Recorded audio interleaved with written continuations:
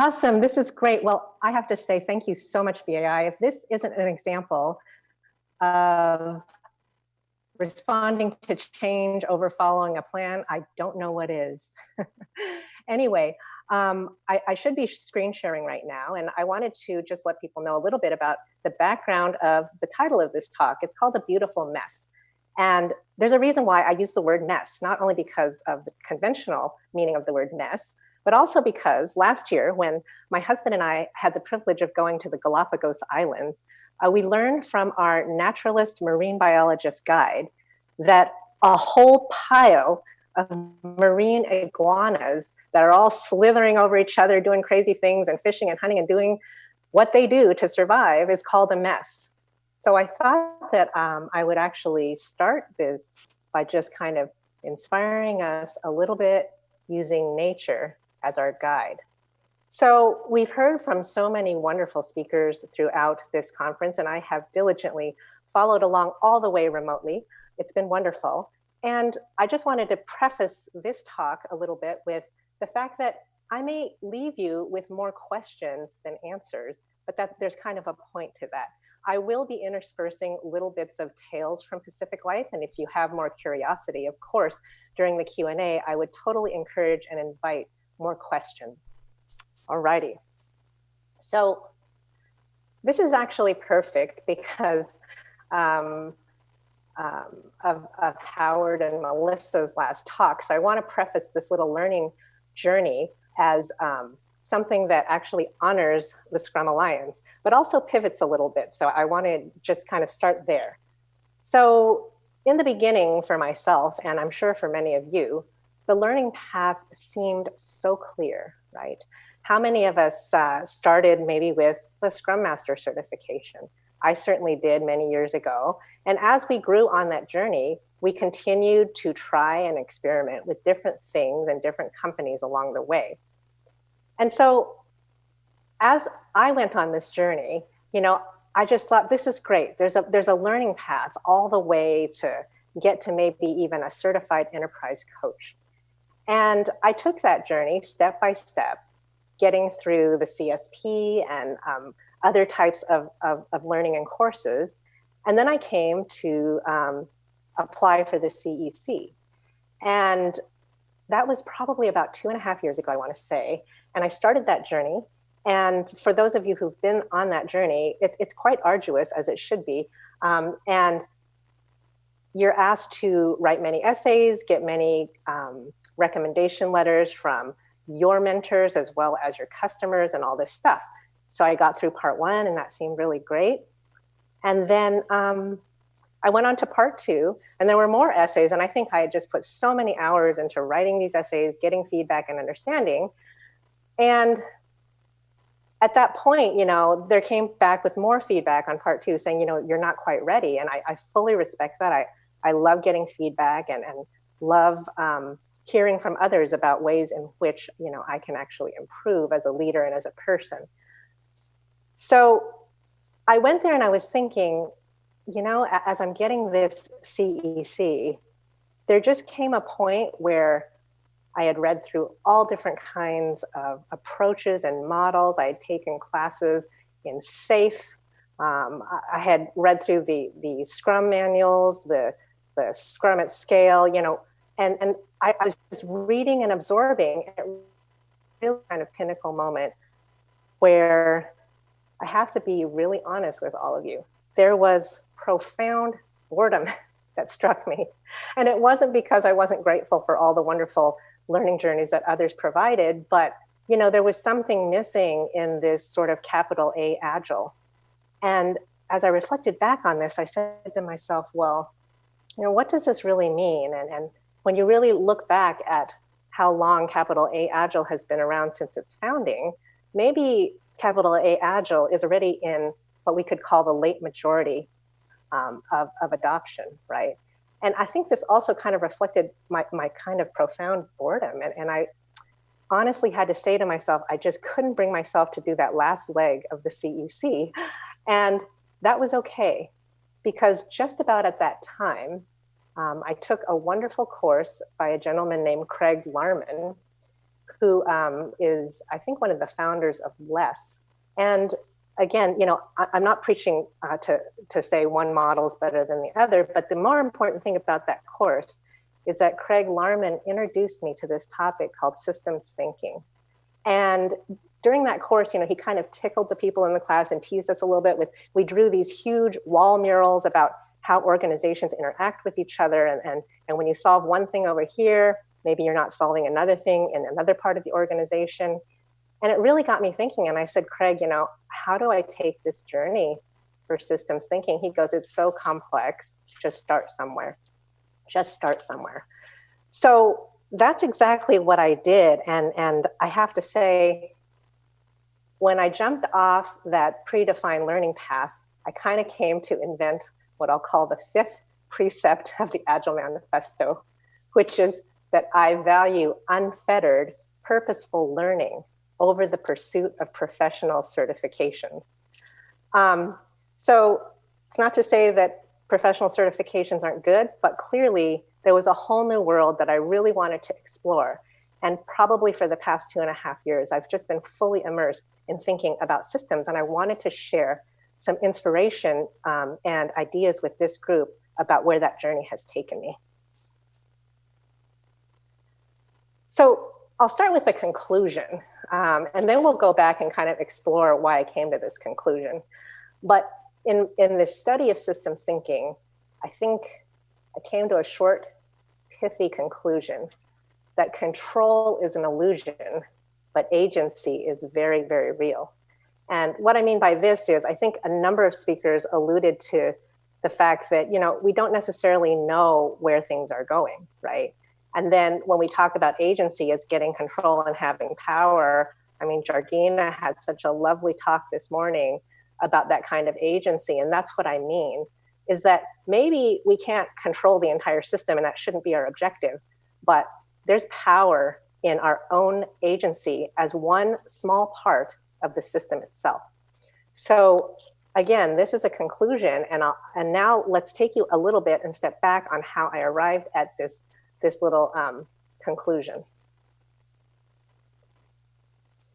So once my eyes were open to systems thinking, like everything around me was about systems, right?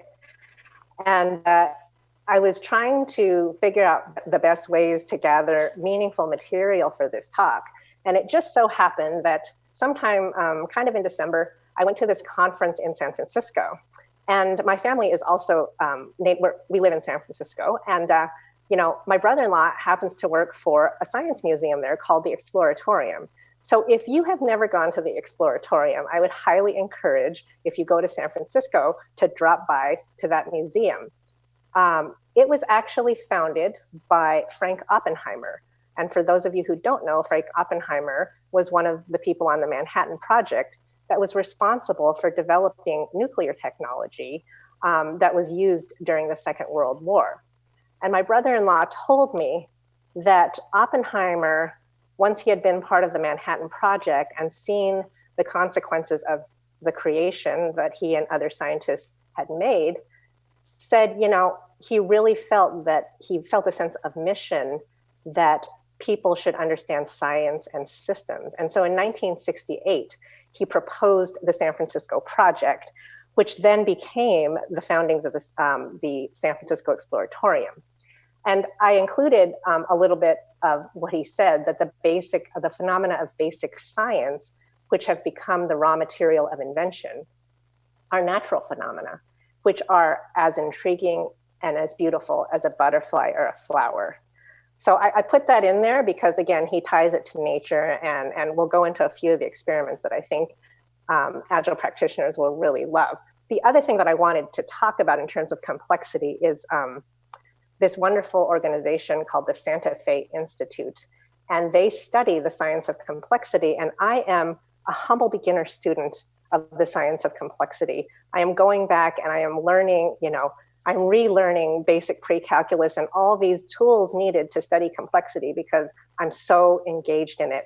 And one of the sociologists wrote a book called Complex Adaptive Systems, and that was Scott Page. And I thought I would first kind of help us define what a complex adaptive system is. So Scott Page in his book says that complex adaptive systems are composed of interacting thoughtful agents and may never reach equilibrium. We'll talk a little bit more about that, but when we talk about organizations as interacting and thoughtful agents and thoughtful people, maybe we should be thinking about the fact that there's never such a state that where we call this organization as stable, right? So let me kind of circle back now to talk about a few key things that are on the floor of the Science Museum, the Exploratorium, that might give us sort of natural scientific proof that thinking in complex adaptive systems may be a way to think about how organizations change. So on the right-hand side of this slide, you'll see one of the key experiments on the floor in the museum there, and it's called synchrony.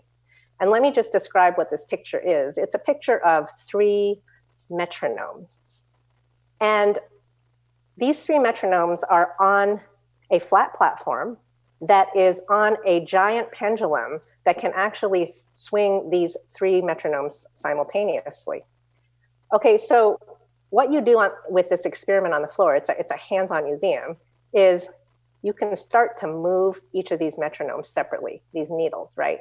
And so when you move these needles separately, they all tick and tock kind of at a different pace, right? And they're all moving crazy. Some are moving fast, some are moving slow. And then what you can do is you can hit the lower platform and swing all 3 of them at the same time on the big pendulum. And as you do this, you start to actually see the metronomes swing at exactly the same pace. So all 3 then inherit the characteristic of the larger swinging pendulum. And I thought to myself, if this isn't an example of the failure of local optimization in organizations, what else couldn't, what could be? So I wanted to just bring this experiment to your attention that, when we think in systems, and this is why I love the work BAI is doing so much, those larger pendulum swings, what are they? What are the big things that are really moving our organization that will make it very difficult for different teams that may have the aspiration to change, not be able to change? Okay, so my favorite experiment, and this just again fortuitously happened that the Exploratorium had an exhibit on this, so I had to take a picture of me with it. But along with my study of complexity, I had been looking at something called murmuration. And for those of you who aren't aware of it, it's a way to describe avian flight, okay? And even before I saw this exhibit on the floor, I was looking at different scientific papers on the flight of starlings. So there are some kinds of birds that flock in thousands. And what the scientists who study them, the avian scientists who study them, have discovered is that when the birds shift the flight pattern, it's because the first 2 and then the next 5 actually start to change them. And I said, oh my goodness, this is a perfect example of how maybe one inspirational little agile team of 7 might be able to move an entire organization. And we'll never know which of the 7 really started it, but it kind of doesn't matter because we're moving in this larger pattern. And I have to go back and kind of quote one of my favorite biologists, scientists, who wrote a book called Systems Thinking, a Primer. It's a very good read, by the way. And she said that self-organization is the strongest form of resilience. And when I look at something like avian flight and murmuration, maybe we become agents that sort of just allow for these patterns to occur. And even if I or somebody else was the first catalytic agent as a part of the first team of 7, it really doesn't matter, because if we have a healthy organization that is constantly adapting and changing, perhaps it'll be another 7 birds within that flock of thousands that's going to start to change things. And if we allow each other and look at each other as one giant flock and really see what people are doing, maybe we can just make amazing flight patterns together. So, I have to say I've had so much joy in studying nature through this journey. So I do have a couple of things for us to think about. So I think in this journey of learning, it's become less about directing and more about whispering and understanding. So if I were to whisper a flock, I would just have to encourage everybody to say, maybe we just let go and let the beautiful mess find its own pattern. And in that mess, we can be a good agent, And there are a couple things that when we walk into places, we might look at, right? And the first of those is to observe and respect initial conditions. And I think many of you coaches out there would just say you meet people where they're at. I would have to kind of turn that back a little bit on my experience of Pacific Life and say, here I am walking into an insurance company, and the initial condition is we're risk averse for good reasons, and we make decisions maybe more slowly than other organizations. But instead of saying that's wrong, observe and respect it. And I'd even have to say that, there are different kinds of structures in nature. And so it's not that everything Agile is flat in my mind. Hierarchy also has a place in expedient decision-making at times. A simple biological example of hierarchy and flat decision-making is kind of within our own human bodies, right? When you think of the way in which the nervous system functions, if I put my hand on a stove that's very hot, of course, my fingers are going to come off of it because there's an immediate alert from the top down from my brain saying, you're in danger, get your hand off the stove. So that's a type of natural hierarchical decision-making that's actually good. Whereas if you look at an immune system and the way it functions, right, it knows how to adapt and change to kind of go attack different antibodies. So I think even within nature, we have different kinds of systems, and we shouldn't judge one kind or over the other as being good or bad. It just is what it is, right? And the second thing I would have to say is we kind of watch for equilibrium as a kind of asymptotic depth. And what I mean by this is I put a little graph of, a function that many of you will recognize, a logarithmic function that sort of goes up and then flattens out ad infinitum. And it'll never actually hit its limit. And that's kind of the point, is that when we stabilize, sometimes you might say that's good, but when you start to stabilize like that, it could also be depth. So if you actually need change and desire change, it might need to come from the outside. So there's a lot in innovation theory that actually says that, new ideas or new people have to come in to sort of change the stability. And I think nature and math sort of tell us that story. And then the other thing is kind of understanding the system constraints that are put in place, right? A good example at Pacific Life right now is, well, we're sort of constrained by the way in which we fund our work, right? We're a traditional projects organization that receives tranches of funding to get work done. And instead of, antagonizing the PMO, we've just decided, let's work within the system. This is a constraint. What if we could just get the PMO to help us prioritize better? That's an improvement right there. So having that understanding has really helped us just, work within the system. And finally, I have to say that change starts with a good agent, and I have to say that I'm responsible for that. Whether I am a leader by title or a leader by influence, no matter what, change isn't something out there. It's something that starts with us. And perhaps all of us can be within that first 7 birds that creates the murmuration that changes the whole flock. So that's what I have to say. Thank you.